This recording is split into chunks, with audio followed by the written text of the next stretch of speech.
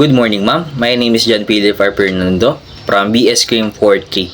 For today's video, I will be explaining the concept of rehabilitation and how it helps our PDLs in real life. So, let's get to it.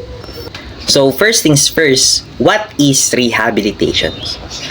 Based on what I learned about rehabilitation means to restore.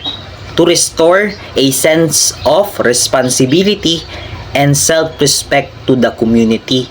Why is it important to have self-respect and sense of responsibility? It is important to have a self-respect to the community in order na para tanggapin yung PDL sa community. Kumbaga, imbis na makita siya na let's say for example na si PDL galing kulungan, hindi na siya tatawaging convicted. Instead, magiging normal.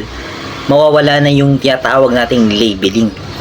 And yung tinatawag naman na sense of responsibility, it is important to our PDLs. Why? It is because dito natin malalaman kung yung sense of responsibility na nabuo dun sa rehabilitation na ginawa during the correction is ma-apply niya in the community.